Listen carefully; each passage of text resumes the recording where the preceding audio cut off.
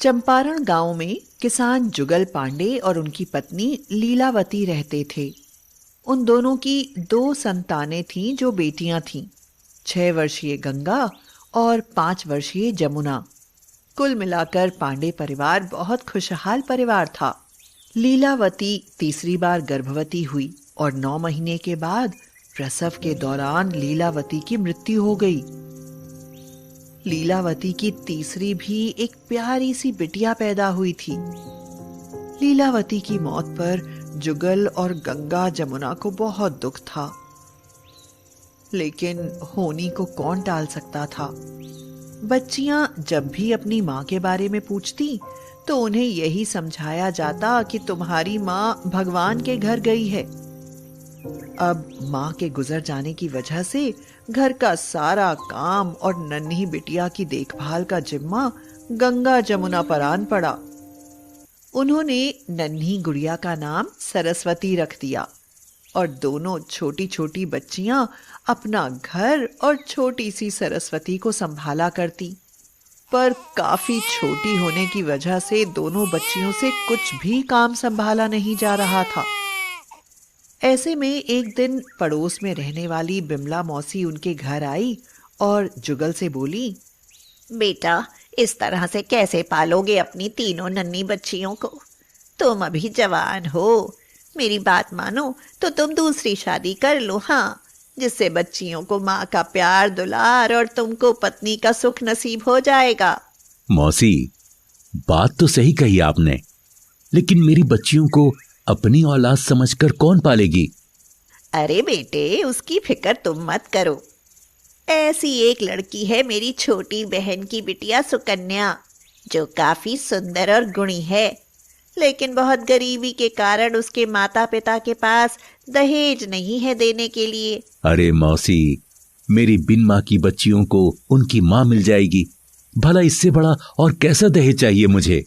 जुगल के हामी भरते ही बिमला मौसी ने तुरंत सुकन्या के माता पिता को बुलवा भेजा।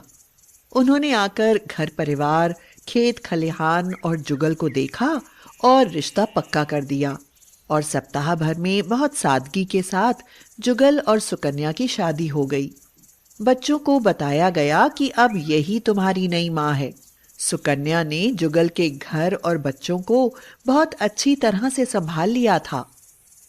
बच्चियों को अब माँ की कमी नहीं खलती थी। लेकिन 1 साल बाद जब सुकन्या ने एक प्यारे से बेटे सोहम को जन्म दिया, तब से बिमला मौसी आकर सुकन्या के कान भरने लगी। अरे बेटी सुकन्या, तू बहुत भोली है जो तूने इन तीनों बच्चियों को अपना लिया है। लेकिन जरा सोच, ये तीनों बच्चियां तेरे पति की पहली पत्नी की औलाद हैं। मतलब अगर जुगल को कुछ हो गया तो कानूनन ये तीनों ही पहले इस जमीन जायदाद की हकदार होंगी। हाँ हाँ मौसी, तो क्या हुआ? आखिर वो भी तो उनकी बेटियां हैं ना। अरे मेरी भोली मैना, वो सिर्फ बच्चियां नहीं, बहुत शातिर बच्चियां हैं। एक बार जुगल को कुछ हो जाए फिर देखना उनकी मासूमियत। अरे मुफ्त में अपनी परवरिश और घर का सारा काम तुझसे करवा रही हैं और बड़ी होकर सबसे पहले तुझे और तेरे बेटे नन्हे सोहम को ही घर से धक्के देकर निकाल डालेंगी। देख लेना। हाँ। ओह, ऐसा तो मैंने कभी सोचा ही नहीं था। लेकिन अगर ऐसा था तो मेरी शादी आपने इस घर में क्यों कराई? अब मुझे क्या पता था कि तुम निरी गाय हो जो बिल्कुल नाक की सीट पर ही चलती रहोगी। मौसी, अब क्या होगा?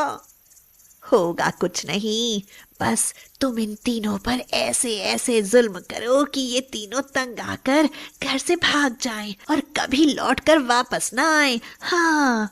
ओह, अच्छा मौसी, ठीक है, ऐसा ही करूंगी। उसके बाद सुकन्या ने तीनों बच्चियों पर तरह तरह के जुल्म करने शुरू कर दिए। जुगल जब तक घर पर होते तब तक वह शांत रहती। फिर जुगल के जाते ही सुकन्या गंगा और जमुना से घर के काम करवाती, उन्हें बात बात पर गालियां देती और मारपीट करती। दोपहर में उन्हें खाना भी नहीं देती। छोटी सरस्वती को तो दूध भी नहीं देती और जब वह रोती तो उसे भी मारती रहती।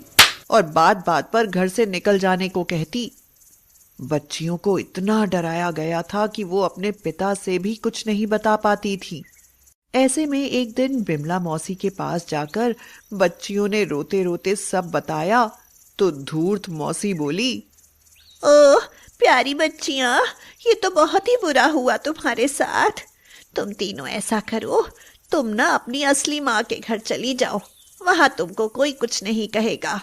इस पर बच्चियां बोली, हमें माँ के घर का पता नहीं मालूम।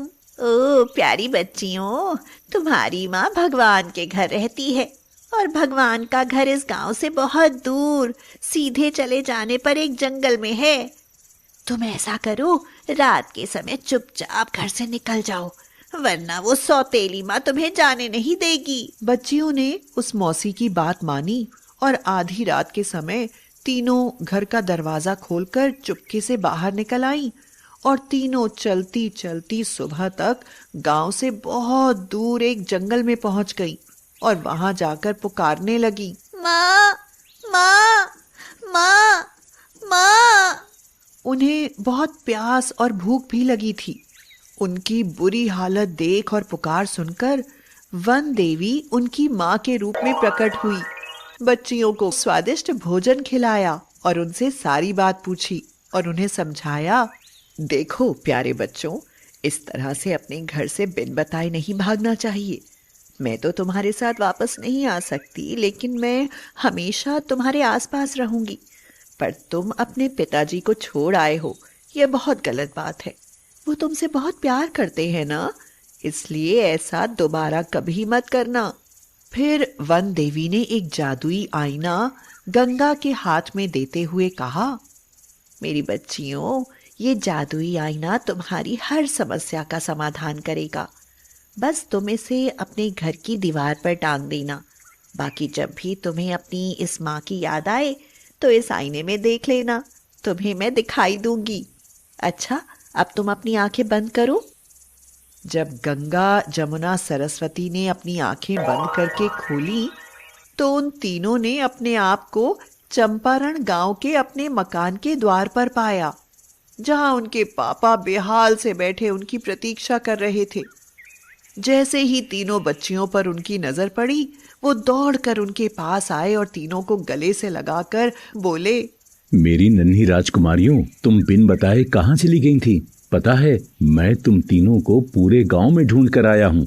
दोबारा कभी ऐसा मत करना, समझी? तीनों बच्चियों ने पापा से माफी मांगी और फिर घर के अंदर जाकर गंगा ने वह जादुई आईना मकान की दीवार पर लगा दिया। सुकन्या और बिमला मौसी उन तीनों को देखकर तिलमिला उठी। सुकन्या ने मन में सोचा, आज इनके पिता को काम पर जाने दो, फिर देखती हूँ इन नास बेटियों को। कमबख्त फिर से आ गई मेरी छाती पर मूंग दलने। थोड़ी देर बाद जुगल काम पर चले गए।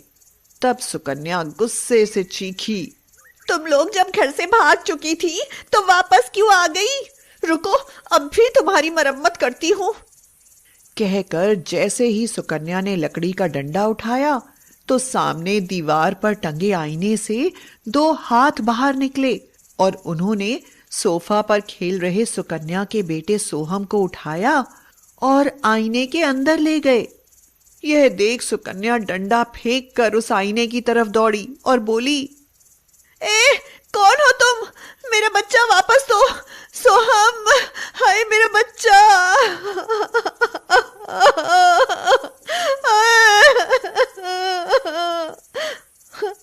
कहते हुए वह जोर जोर से रोने लगी। सुकन्या की चीख पुकार सुनकर विमला मौसी भी दौड़ी आई और बोली, आय हाय, क्यों चीख रही है सुकन्या? क्या फिर से इन करम जलियों ने कोई शरारत कर दी है? मौसी, मौसी मेरा बच्चा, मेरा सोहम इस आईने ने निगल लिया। मौसी, मेरा सोहम ला दो।